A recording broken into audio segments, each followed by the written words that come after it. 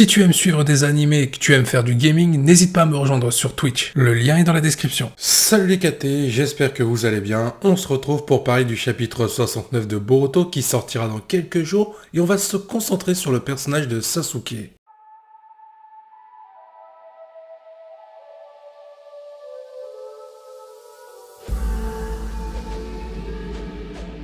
Rappelons ce qui s'était passé à la fin du chapitre 68 qui nous avait laissé un petit peu en suspens. On retrouve l'opposition entre Code avec Eda face à Shikamaru et Delta, et qui est au milieu de tout ça? Le personnage d'Amado, encore un élément central qu'on a pu retrouver dans l'œuvre de Boruto, car Amado était un élément central de Kara, de Jigen, et cette fois-ci c'est un élément central par rapport à Konoha, mais aussi par rapport au cyborg qu'il a créé, Eda, Code, mais aussi le personnage de Demon.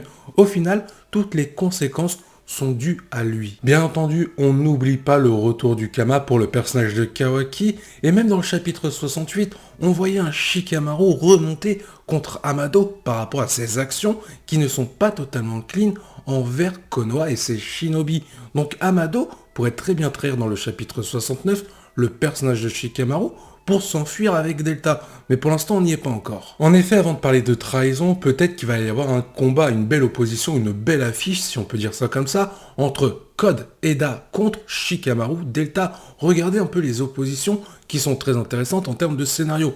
Code versus Delta, par rapport à leur relation passée à Kara, et avec une nouvelle Delta totalement remaniée par Amado pour protéger soi-disant le village de Konoha, mais encore une fois, Delta est surtout présente pour protéger Amado bien plus que Konoha, et ça il faut le retenir. Et de l'autre côté, on a une opposition Shikamaru versus Eda, le shinobi le plus intelligent, contre celle qui est capable de tout devancer, de tout savoir. Ça peut être une opposition très intéressante pour mettre en avant Shikamaru et le voir se surpasser une dernière fois pour une dernière mise en avant. Il est vrai que le personnage de Shikamaru, il n'est pas forcément reconnu pour ses prouesses en termes de combat pur, mais par son intelligence, et il aura peut-être l'occasion de le prouver une nouvelle fois pour empêcher Code de lever son limiteur et de récupérer toute sa puissance en s'en prenant à Amado. Mais que pourrait faire Shikamaru pour déjouer Code et Eda à la fois?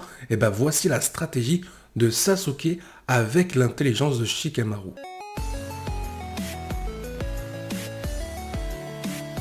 Alors il faut savoir que cette théorie que je vais vous proposer, c'est un abonné qui me l'avait suggéré en plein live, qui était très intéressant. On sait que dans le chapitre 68, Shikamaru et Sasuke ont eu une discussion, et ensuite Shikamaru est allé voir Amado avant de se retrouver opposé à Code et Eda. Sauf qu'on pourrait très bien penser que Sasuke, ayant récupéré des informations dans le repère de bugs, il a peut-être pu anticiper le débarquement, si on dit ça comme ça, de Code et Eda à Konoha. Imaginez en réalité que ce n'est pas Shikamaru qui est aux côtés de Delta et d'Amado, mais bel et bien Sasuke qui a permuté avec Shikamaru pour gagner du temps. Au final, vous l'aurez compris, la situation ne serait plus du tout pareille et Code et Eda auraient une tâche beaucoup plus compliquée pour retirer le limiteur de Code afin qu'il récupère totalement sa puissance par rapport à Amado. Là, on aurait Delta et Sasuke en alliés pour affronter Code et Eda. En termes de niveau de puissance, ce n'est plus pareil. Et l'avantage serait à Konoha, d'une part par rapport au terrain, mais surtout par rapport au fait que Shikamaru est au courant de la situation et il pourrait préparer en retrait la riposte pour faire face à Code et Eda. Donc la situation serait beaucoup plus à l'avantage de Konoha par rapport à leur intelligence et leur cohésion d'équipe. Face à Code et Eda, ils auraient même surpassé le temps d'un instant peut-être la stratégie d'Amado, qui était peut-être, comme je l'ai dit précédemment, de fuir avec Delta pour trahir Konoha et surtout échapper à Code. Mais dans cette théorie, il y a tout de même un problème qui peut être résolu. C'est le fait que le personnage d'Eda soit présente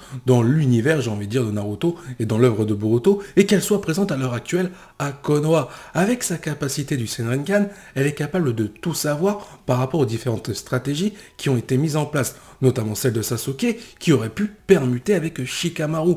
Et le souci, c'est que Eda aurait pu prévenir le personnage de Code.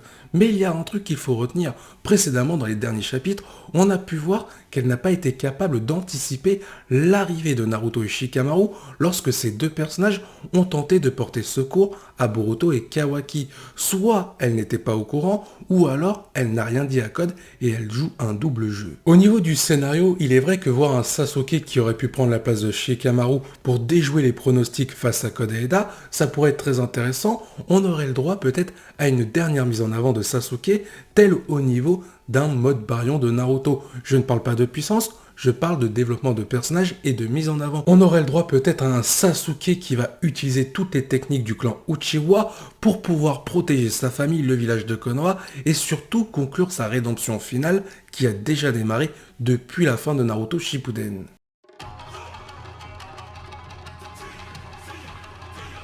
On va du coup détailler un petit peu cette partie-là, Sasuke qui pourrait avoir son ultime rédemption avec peut-être un sacrifice à la clé ou peut-être une situation qui va faire de lui un héros pour le monde shinobi. Car si même tout le monde l'a pardonné pour ses crimes passés à l'égard du monde shinobi, Sasuke lui ne s'est pas pardonné et ça se ressent dans Boruto, même s'il a mûri, qu'il s'est assagi au niveau des conseils pour plusieurs personnages, notamment Boruto, on peut voir que Sasuke, il est quand même victime de son passé, qu'il n'a pas encore totalement tourné la page. On a envie de voir ce Sasuke-là, capable de vaincre ses propres démons en affrontant Code et Eda, pour peut-être inverser la tendance par rapport à sa mentalité et nous quitter avec un ultime développement pour conclure le personnage. Ce serait très intéressant de voir un Sasuke protéger coûte que coûte sa famille, protéger Sarada, mais surtout léguer l'héritage des shinobi par rapport à ce qu'il a appris, tout ce qui était mauvais, tout ce qui était bon envers le personnage de Boruto. C'est peut-être l'occasion de le faire avec un Sasuke qui est présent à Konoha et peut-être un Naruto qui lui interviendrait trop tard. Toutefois, il faut prendre en compte que si le combat perdure, on se doute bien que les shinobi vont rappliquer avec Naruto. Donc ce n'est pas dans l'intérêt de Code et Eda de rester trop longtemps à Konoha pour s'en prendre à Amado. Ils doivent réaliser leur mission au plus vite, sinon tous les shinobi vont débarquer. Dans tous les cas, selon moi, ce n'est que mon avis, je pense que ce sera au tour de Sasuke de briller pour faire face à Code et non Naruto. Naruto a déjà brillé face à Ishiki et on l'a vu un petit peu face à Code, même si on l'a vu sans réellement le voir, car il était bouleversé par la mort de Boruto, alors que Naruto, on aurait pu voir quelque chose de sympa avec son mode ermite. Mais je ne vois pas l'intérêt de mettre dans un premier temps en avant Naruto et écarter Sasuke pour finalement laisser Sasuke totalement sur le banc de touche alors qu'il a récupéré des informations. Je pense que là, on va être sur le schéma inverse, Sasuke qui va intervenir et Naruto qui sera laissé sur le côté. Et comme je l'ai dit juste avant, c'est l'occasion peut-être de faire briller définitivement et une dernière fois le personnage de Sasuke pour conclure sa rédemption, mais aussi le développement du personnage qui a démarré depuis le début de l'œuvre de Naruto avec le personnage principal à ses côtés, Naruto. Là, c'est l'occasion de lui donner un sacrifice, de le voir un peu comme un héros et surtout de lui donner de l'importance par rapport à Sarada. Même avec ou sans sacrifice, ça pourrait permettre à Sasuke d'être représenté comme un modèle et renforcer les convictions du personnage de Boruto qui veut devenir un shinobi capable de battre tous les obstacles en commençant par Momoshiki.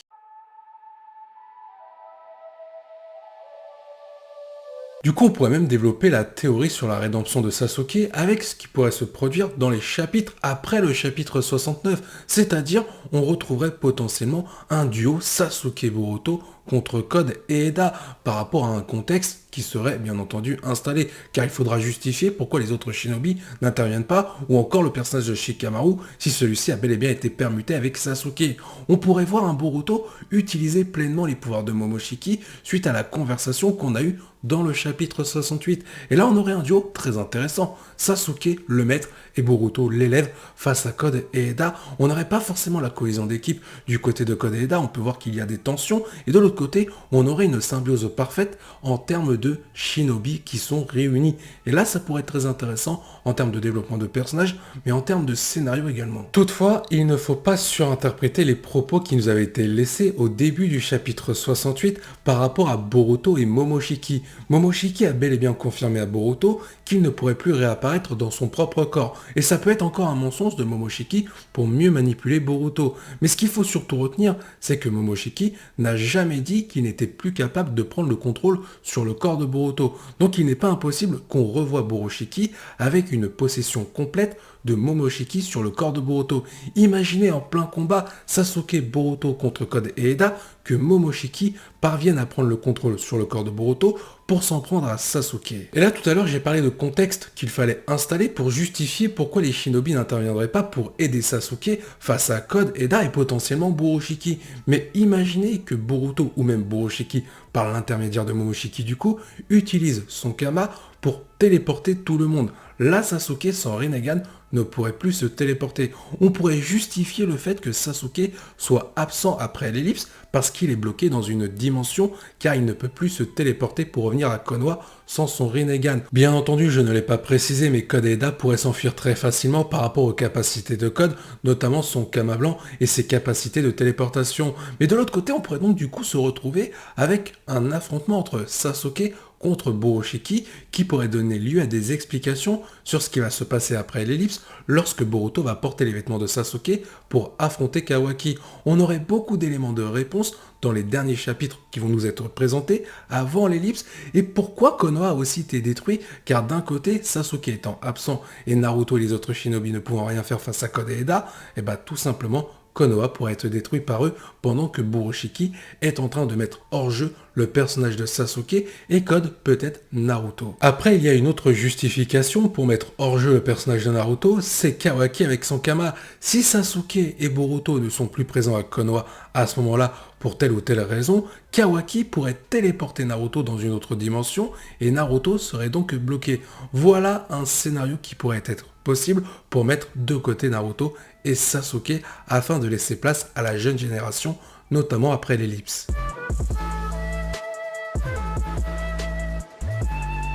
Merci d'avoir suivi cette vidéo, je vous dis à la prochaine, portez-vous bien et n'oubliez pas que la volonté du KT soit avec vous.